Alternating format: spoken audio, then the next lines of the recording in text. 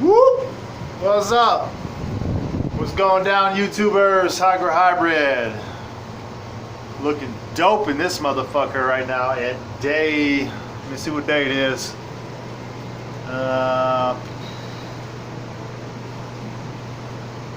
Beginning of day 20. There we go. Oh, 20? Yes. Beginning of day 20. Try and keep these videos on a weekly cycle. I always say that. Always drop the ball at some point along the line, but that's okay.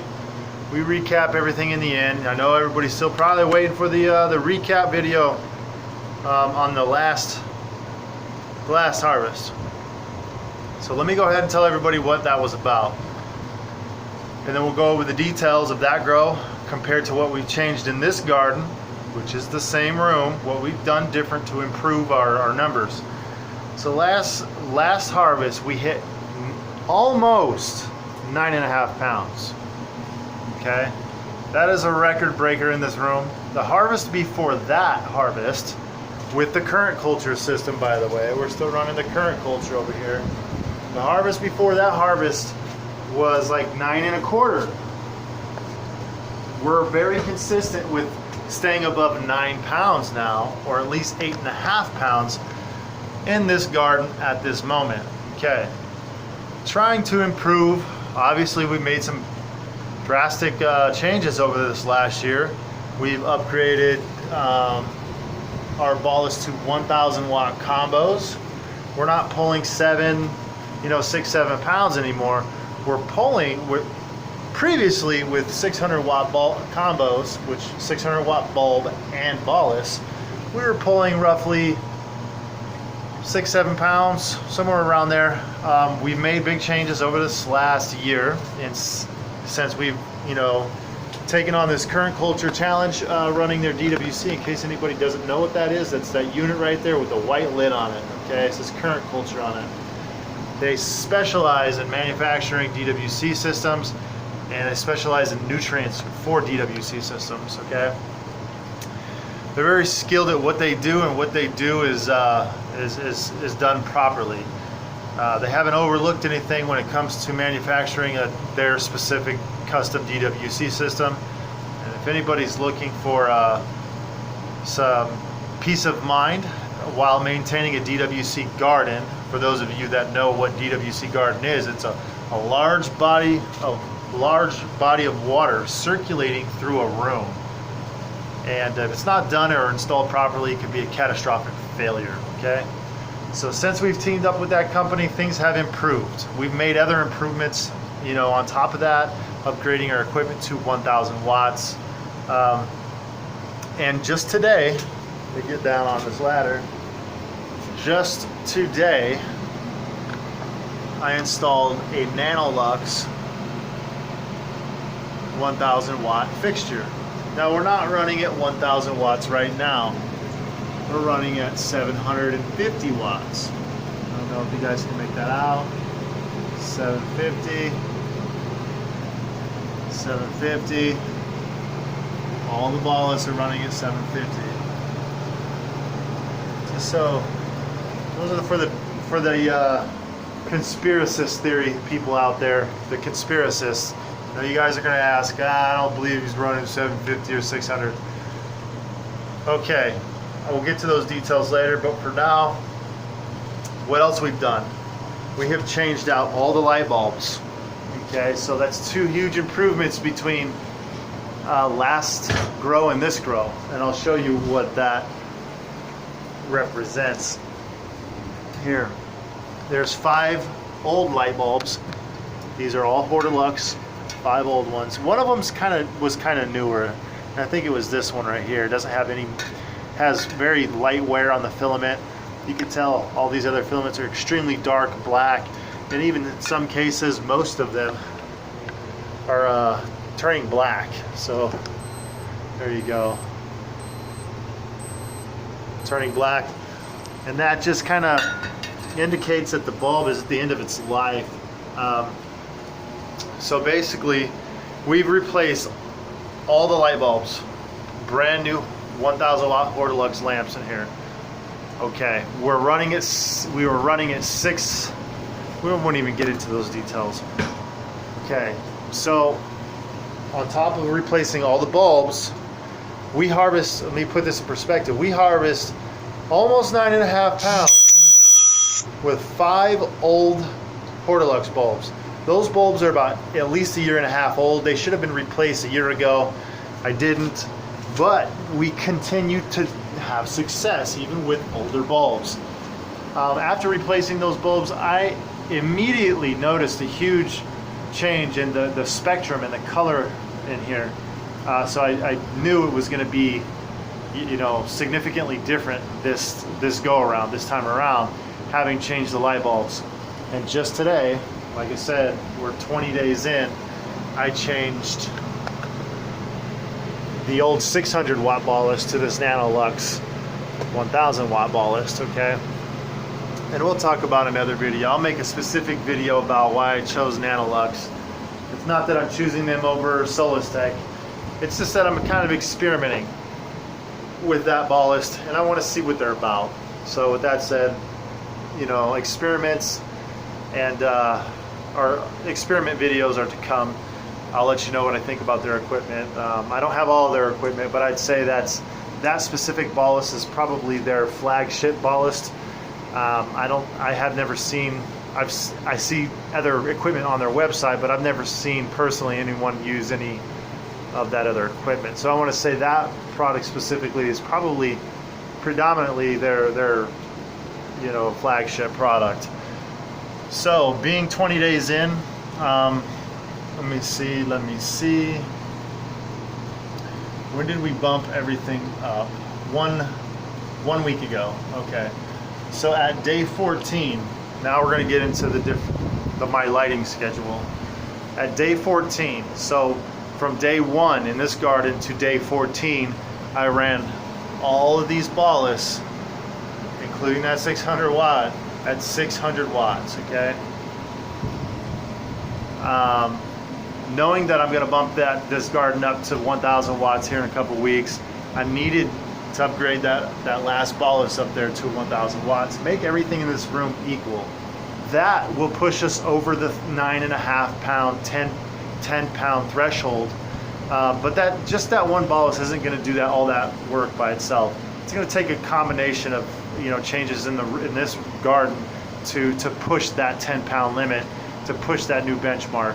It's going to take weekly, staying on top of your schedule, weekly water changes, staying on top of your pH, staying on top of replacing equipment or old lamps that need to be swapped out when they need to be swapped out. You know, nobody likes dropping you know $400 on maintenance equipment for their room, but I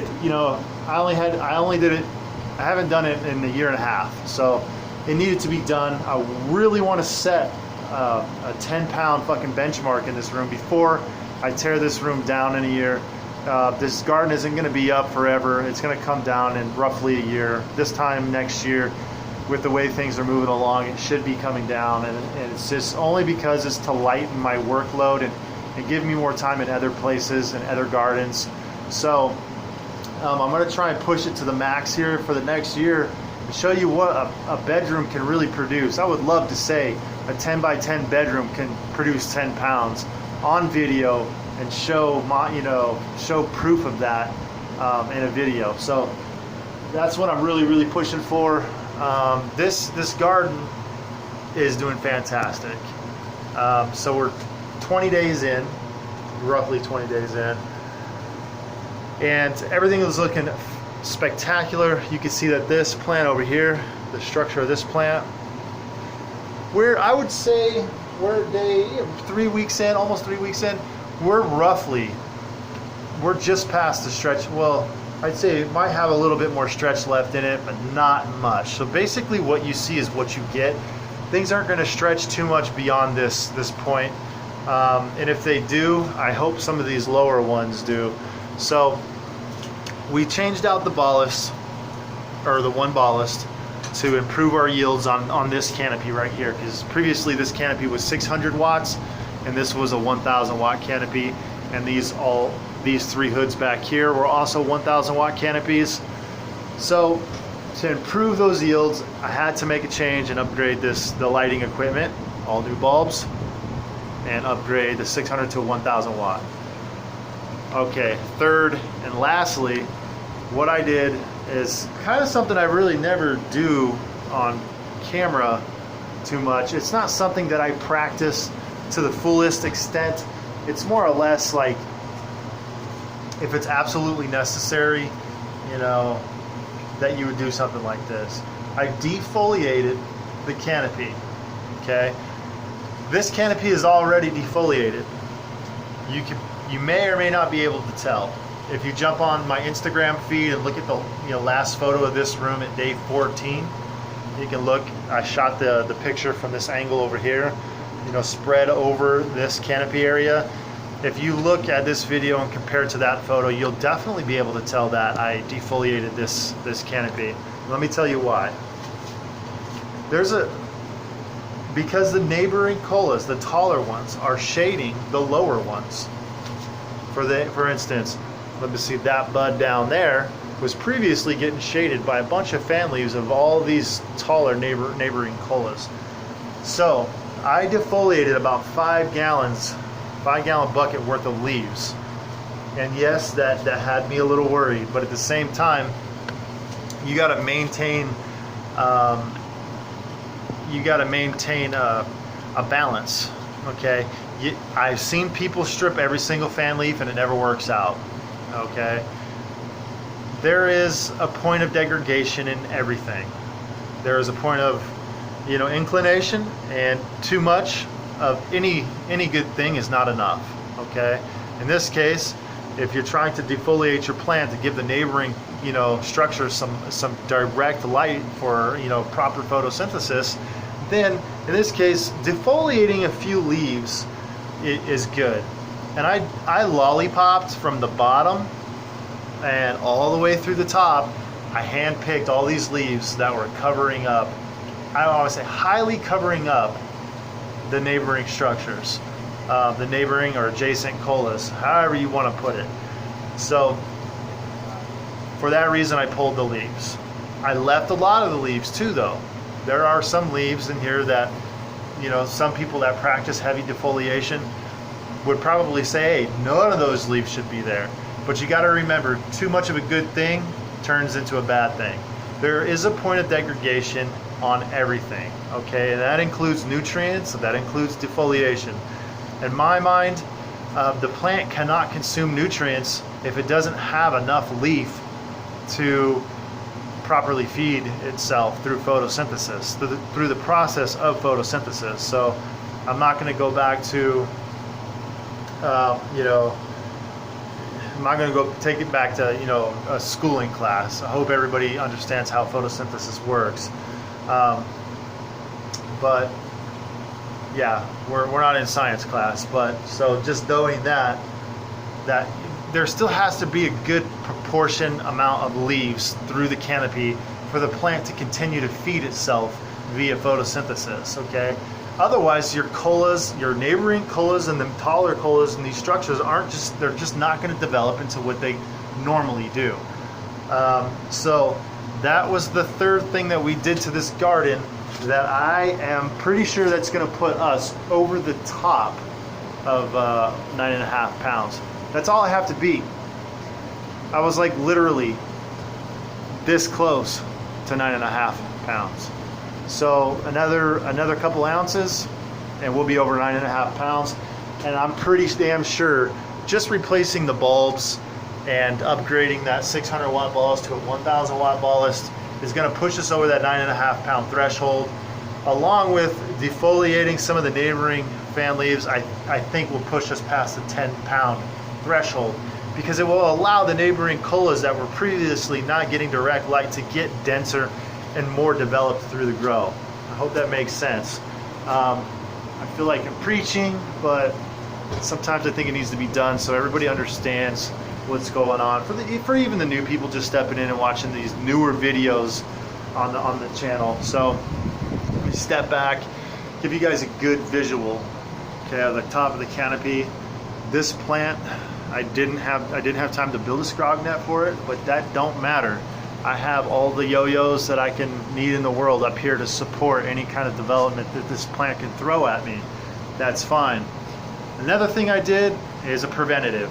I always try and implement a preventative. I implemented my pest control preventative before we even flipped this garden. And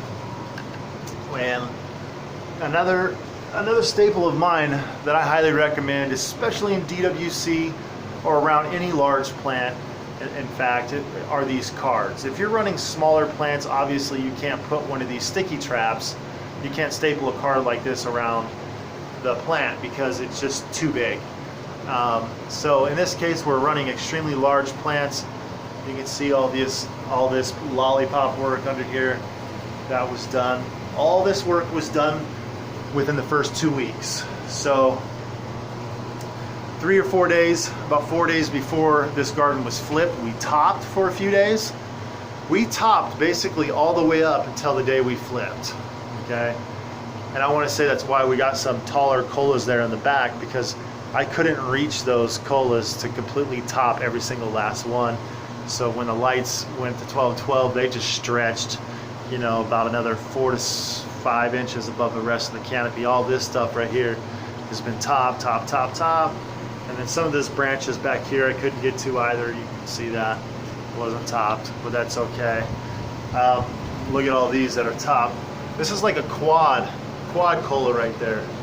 This one right here is like an octo cola. These things are just massive. This one branch, look at this one branch. Okay. Cola. That's like an octo cola.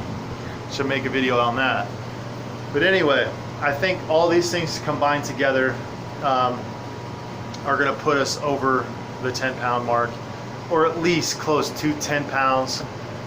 The most, the most I'm actually hoping for is I just want to hit, 10 pounds. If not, at the very least, I want to break last record, and that was, I want to break it. I want to break 9.5 pounds in this room. If I hit 9.5 pounds in this room, that will be the most we've ever harvested in this room, which is a tremendous difference between using my homebrew DWC system and stepping up the equipment in this room with 1,000 watt gear and current culture setup, making DWC just that much more user friendly and headache free and leak free and worry free. I can't even tell you. It's a blessing. It really is a blessing in disguise, purchasing their unit. If you are going to move forward in building your own DWC system, I still will advise you to purchase their bulkheads, which are these things here. You can see the thick neoprene gaskets here, and they got a really large, thick, threaded nut on the inside that also has an internal gasket on that nut. So their bulkheads, to me, are proprietary to current culture, and they are a must if you are going to build the DWC system of your own. If you want to maintain some peace of mind and not have to replace, $10,000 in water damage due to a faulty DWC system because you didn't want to spend the extra money on some current culture bulkheads. So we'll leave it at that. That's exactly what I have to say about building your own system. If you're going to build it, if you're still stubborn, you still want to build it or can't afford it, just at least make sure that the purchase of those bulkheads, the price of those bulkheads is in your budget somewhere. I don't want to see anybody have catastrophic failure and have to do water damage repairs, because it happens. It's not a myth, it happens. So past that, these ladies are pretty much done stretching. We're running 630 right now, 66 degrees in the water, and a 6.1 pH, which I'm going to have to bring down. I've actually been having to been using down a lot this grow. I actually have not even used any of the up. I've been using down only, and that is a very good sign, because what that means is your roots are extremely healthy. So there's a multitude of things. Actually, there's 5 things we've done. The 2 other things are, I am running supplemental CO2 this grow, but it's only supplemental to natural environment. And what I mean by that is, if you look at my meter right here, and I'm not sure if you can, the fan's moving around and shit. I'm not sure whether or not you can read those numbers. But it's set to 450 with a 50 ppm dead band. What that means is the parts per million of CO2 will never go below 450, and it will never go above 500. Once the parts per million of CO2 dips below 450, the fuzzy logic controller relay flips on the regulator.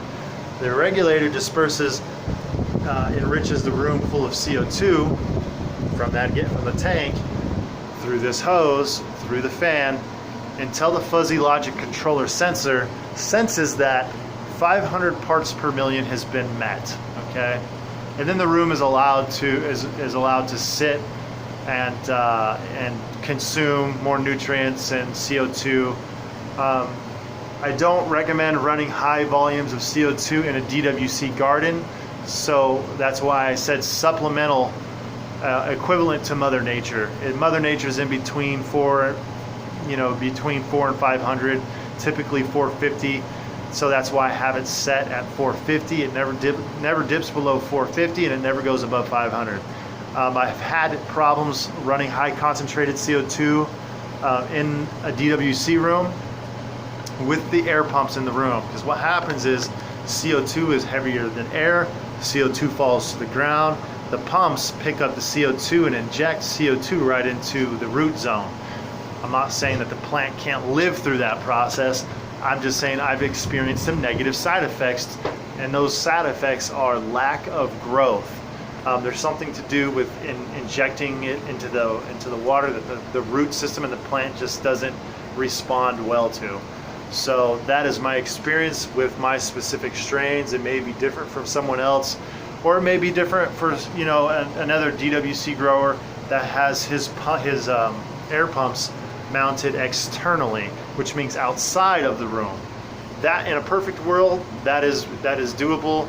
What you can do is you cut a hole in the adjacent room and run your pumps from another location, another room that is not enriched with CO2, that you can run your pumps in that room and have it pushing air through the wall into your containers. That is an ideal situation if you want to run extreme CO2 concentrations in your DWC garden. Please keep that in mind. But most of all, we're almost at 3 weeks. We're a day away from being day 21. I'm excited about this garden right now. It's looking fantastic. So that's it. We got new bulbs. We upgraded the ballasts. Okay. Pest control preventative. We're running supplemental CO2, and we defoliated the necessary excessive leaf around the neighboring cola structures. Those are 5 major improvements right there that I don't typically practice very heavy. You guys know I run 600 watt ballast. I typically don't run CO2, and I typically don't replace my bulbs like I should all the time, and I don't defoliate as much as I should, but I always practice preventative pest control maintenance prior to flipping your garden, because once you're in flower, if you have a problem in flower, that's it, you're done, game over. So make sure you go through the extra efforts in preventative maintenance. So day 21, guys. Last harvest, almost 9.5 pounds. This harvest is going to be 9.5 pounds plus. Let's just hope we get at least 9.5. That's how I call it. This plant was actually a lot bigger than that plant, but that plant fucking just rose up from the grave and just said, woo, just blew up. And you can see how happy this plant is. These leaves are very supple, very silky, they're perspiring, they're enjoying the CO2, they're enjoying the light that they're receiving right now. And as far as the lighting schedule, let's go over that quick. Some may ask why, but I always try to replicate Mother Nature. So for the first 2 weeks, I'll run 600 watts. It's a stretching photo period anyway. Your plants aren't really flowering yet. Okay, at day 14, you can bump it up a little sooner if you want. It's day 7 or day 10. If you want to bump it up to 750, you can. In this case of this garden, I waited until day 14. At day 14, I bumped it up to 750 watts. Now what that means is it's getting more light in here, more summer. The solstice, the summer solstice, and the length of the amount of light is increasing like it normally would, you know, in nature. And I'll run 750 for about 2 to 3 weeks, depending on how they look and how much nutrients they're sucking up, if they're doing good, blah blah blah. There's variables involved. So I'll bump it up to 750 and run that for 2 weeks, 2 or 3 weeks, and then I'll bump it up to, I'll run that for 2 weeks. So 2 weeks at 600, 2 weeks at 750, and then 3 weeks at 1,000, and then the last week I'll bring it back down to about 750 and finish off at 750 watts while we're flushing out the plants. There is, however, one variable that I'll note while we're taking this video is if your plants are just still growing and you can tell they're just gaining weight by the day, you don't have to bump them down. Don't fuck with them at all. You can just let them finish out at 1,000 watts and you'll be completely fine. If I see these plants heading in that direction, and it just depends on the grow. Every grow is slightly different. You just gotta watch your plants, and the biggest piece of equipment that helps me the most is the Guardian. I'm able to tell what they're doing on a daily basis, whether they're drinking a lot of water or whether they're eating a lot of food and or both. It tells, that piece of equipment right there tells me a lot about what's going on in the plant's growth system. It tells me if they're going through a growth spurt, if they're having some troubles, or other things could be going on, like they're not consuming food. Why are they not consuming food? You'll be able to tell because if you let a few days go by and they're consuming water but they're not consuming food, there's a reason why. So that Blue Lab Guardian meter, and I hope everybody knows what I'm referring to over here, that Blue Lab Guardian meter is the pretty much the heart of the system, and in my mind, keeping this room optimal for DWC. It's not an optimal piece of equipment if you're running cocoa or dirt or anything else like that. For those guys who probably just want to get a 55-gallon drum, an auto top off, maybe if you want something like that hanging on the wall over there, you can utilize that equipment to monitor your daily feeding or every other day feeding.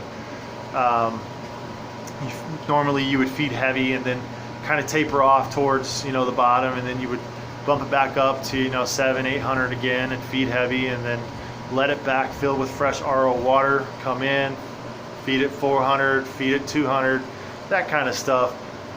That's not a drain to waste. That's just rehydrating the container. That's just basic watering when it comes to container gardening.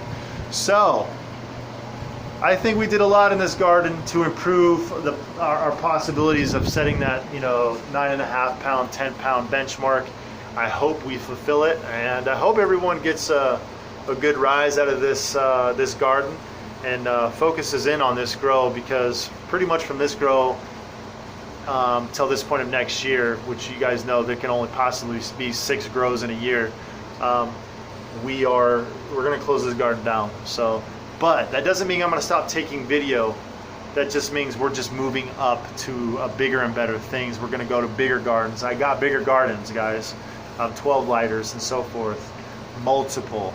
So we're going to move in that direction. We've been filming in this location for 5, 6, 7 years. I think 7 years now I've been filming here.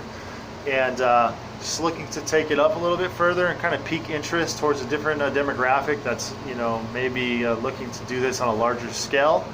I'll always do tent grows. I think tent grows are wonderful to do on the side. They're good side projects. I will advise everybody, there's only 6 plants in this room, okay? 1, 2, 3, 4, 5, 6. Okay.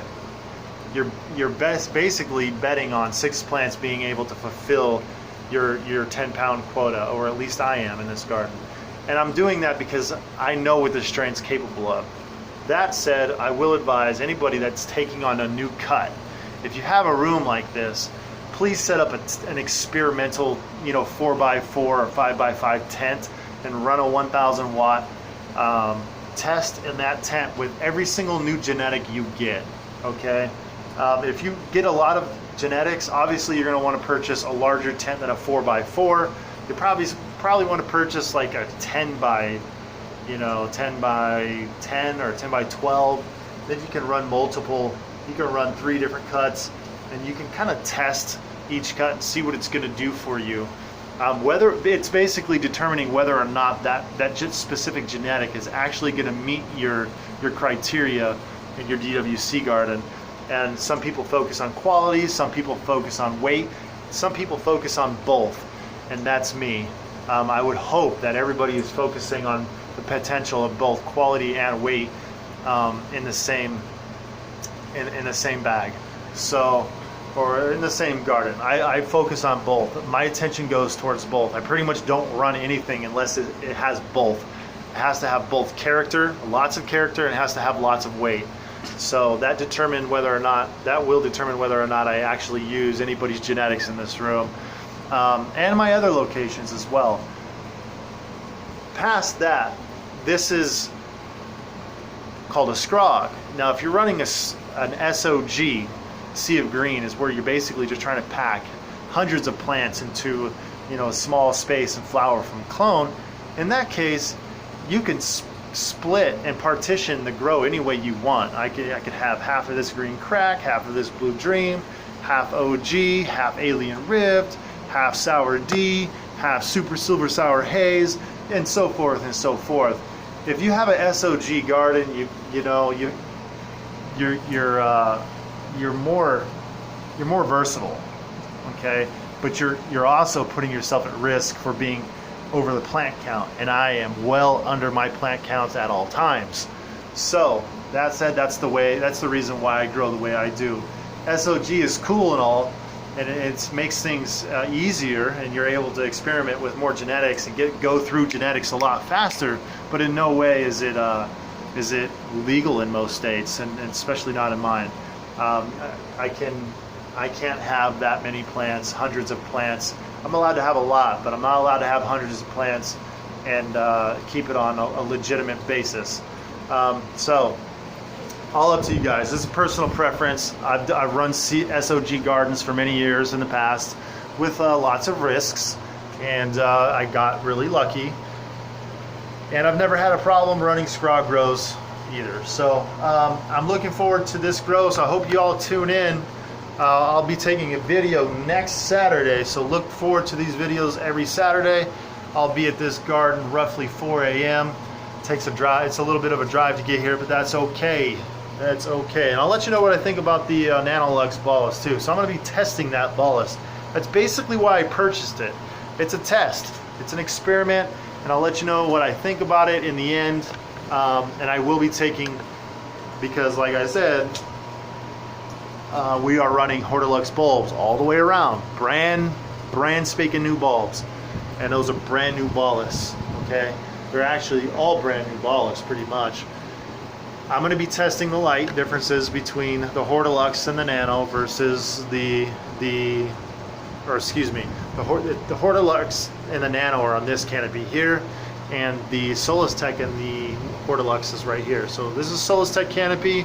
This first canopy coming in the room right here is the Nanolux canopy, and they're both the same strain. And the only difference is, there is going to be a difference. I'm honest. I'll be straightforward with you guys, that this this, which plant was it? This one right here. This one received 750 watts. Instead of 600 watts, it received 750 watts for 5 days prior to me installing the 750 watts on this canopy. That would be the only difference. Also, this canopy was this plant and canopy were a lot larger than this plant over here initially, and I'm actually pretty surprised how well this canopy has bounced back and filled its space, its growing space. These plants literally, I think that they have a mind of their own. I think they sense the amount of space that they have to grow. So that can hinder your results in the end as well. So you want to give these plants a lot of space. I hope that fulfills the garden.